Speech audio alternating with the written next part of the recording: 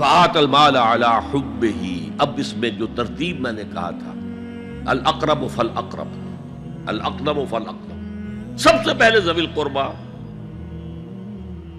اور اس میں اکثر و بیشتر ہم سے کوتاہی ہوتی ہے۔ دور دراز کے لوگوں کے ساتھ نیکی ہو رہی ہے، سگے بھائی کی بیوہ اور یتیم بچے جو ہیں وہ محروم ہیں، انہوں نے اس وقت یہ کر دیا تھا، یہ کر دیا تھا۔ ظاہر بات ہے کہ رشتہ داروں سے تو شکایتیں ہوتی ہیں، یہ تو ہمیشہ ہمارے مخالف رہے ہیں جی، ان کی ہم کیسے مدد کریں؟ اگر تو اللہ کے لیے دینا ہے تو پہلا حق ان کا، من احب للہ وابغض للہ واعطى للہ ومنع للہ، اللہ کے لیے دیا ہے اگر تو اپنے اس نفس کے جو انتقام کا جذبہ ہے اس کو کچلو، اور جس کا سب سے پہلا حق ہے اس کو پہنچاؤ، حق بحقدار رسید، ذوی القربى والیتامى، جو بے سہارا رہ گئے، باپ کا سایہ نہ رہا، والمساکین، مساکین کسے کہتے ہیں؟ مسکنت کہتے ہیں کم ہمتی۔ آپ کو معلوم ہے آج کل ایک مرض کہلاتا ہے نیورستھینیا، آدمی دیکھنے میں ہٹا کٹا ہے، صحت مند ہے، لیکن اندر سے اس کی کوئی ہمت ایسے جواب دے گئی ہے کچھ کر ہی نہیں سکتا، وہ ہے مسکین۔ اسی لیے جو فرمایا گیا یہودیوں کے لیے، ضربت علیہم الذلۃ والمسکنہ، ذلت کے معنی بھی کمزوری، اور مسکنت کم ہمتی، ہمت ختم ہو گئی۔ تو جو اپنے پاؤں پر نہیں کھڑا رہ سکتا اس وجہ سے کہ اس میں وہ ہمت کم ہو گئی ہے، وہ بھی مستحق ہے۔ وابن السبیل، اور مسافر۔ پرانے زمانے میں آپ کو معلوم ہے نہ سرائیں تھیں، نہ کچھ اور تھا، نہ ہوٹل تھے، پھر اگر کہیں راستے میں چوری ہو گئی، ڈاکہ پڑ گیا، تو آدمی جو ہے گھر میں خود ہے، کفیل ہے، اچھا ہے۔ اس وقت کی حالت ایسی ہو گئی۔ ہمارے ہاں بیگرز نے اسی کو ایک بہت بڑا بہانہ بنایا ہوا، جی میں آیا تھا وہاں سے اور یہاں سے، اور میری جیب پھٹ گئی، سب کچھ چلا گیا، اب مجھے واپس جانے کے لیے کرایہ چاہیے۔ اکثر و بیشتر جھوٹے کیسز ہوتے ہیں۔ اگر آپ کسی کو پکڑ لیں اور ساتھ لے کر کہیں تحقیق کراؤ تو وہ بھاگ جائے گا، پھر نہیں آئے گا اس مسجد میں۔ لیکن یہ کہ ابن السبیل، یہ بھی ایک کھاتا ہے۔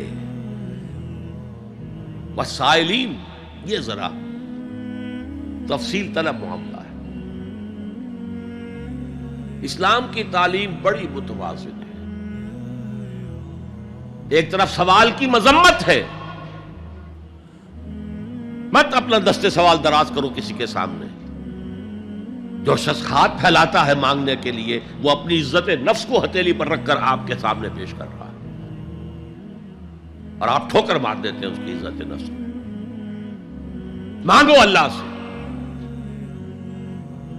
اللہ کسی کے دل میں ڈالے تمہاری ضرورت پوری کر سکتا ہے، بغیر اس کے کہ تم کسی کے سامنے دستے سوال دراز کرو۔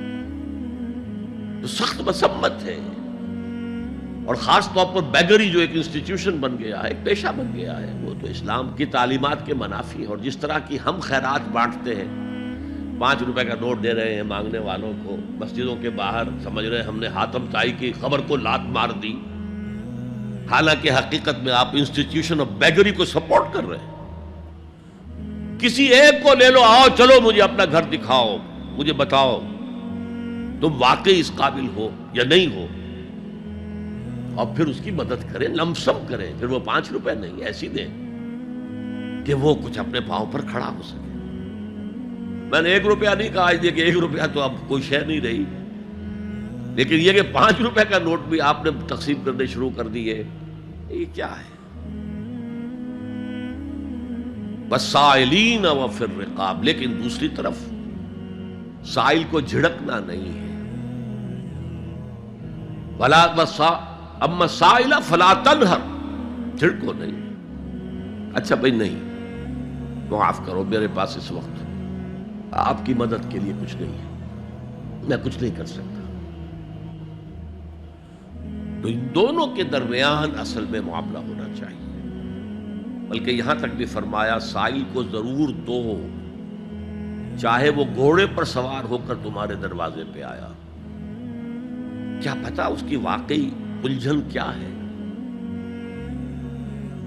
تو سوال کی مذمت اور سائل کو جھڑکنے کی ممانعت، حتی الامکان خالی ہاتھ نہ لوٹاؤ، اس نے اپنی عزت نفس اپنی ہتھیلی پر رکھ کر تمہاری سامنے پیش کر دیا، اسے ٹھوکر نہ پاؤ۔ لیکن جیسا کہ میں نے عرض کیا، یہ انسٹیٹیوشن آف بیگری جو ہے یہ ایک علیحدہ شے ہے، بالکل اس کا اس سے کوئی تعلق نہ سمجھیے۔ وفر رقاب، رقاب جمع ہے رقبہ، گردن، فک رقبۃ او اطعام فی یوم ذی مسغبۃ یتیما ذا مقربۃ او مسکینا ذا متربہ۔ فک رقبۃ، کسی کی گردن چھڑا دینا۔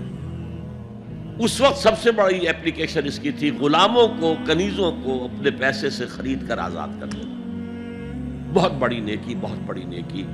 اور حضرت ابو بکر رضی اللہ تعالیٰ عنہ کے دفتر فضائل میں سب سے اونچا کام یہ ہے کہ جن غلاموں کو اور جن کنیزوں کو ستایا جا رہا تھا، their owners, their masters، ان کے آقا کو حق حاصل تھا، جو چاہے کریں ان کے ساتھ، قتل کر دے، کوئی پوچھنے والا نہیں ہے۔ میں پہلے بھی عرض کر چکا ہوں، میری ملکیت ہے، جیسے میری بکری میری ملکیت ہے، میں نے اس کو ذبح کیا، گوشت کھا لیا، تم کون ہوتے ہو پوچھنے والے؟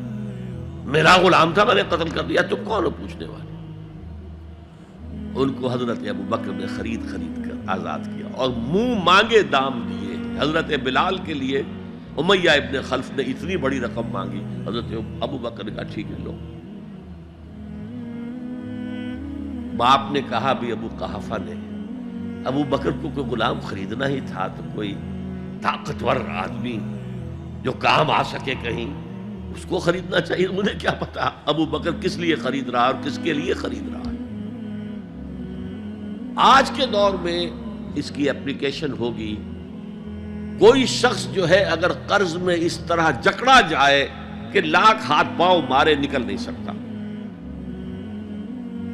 اس کو کوئی لمپ سم مدد دے کر اس قابل کیا جائے کہ وہ پھر اپنے پاؤں پر کھڑا ہو جائے۔ یہ نہیں کہ اسے آپ ہر مہینے کچھ رقم دیتے رہے مینٹیننس کے لیے، نہیں، اس سے تو وہ اسی پوزیشن میں رہے گا۔ یہ بعض مائنورٹی کمیونٹیز کے اندر یہ معاملہ موجود ہے۔ کوئی بھائی اگر گر گیا ہے کاروبار میں تو اس کی پھر ایسی مدد کی جائے کہ وہ پھر آپ کی صف میں آ کر کھڑا ہو جائے۔ Respectable members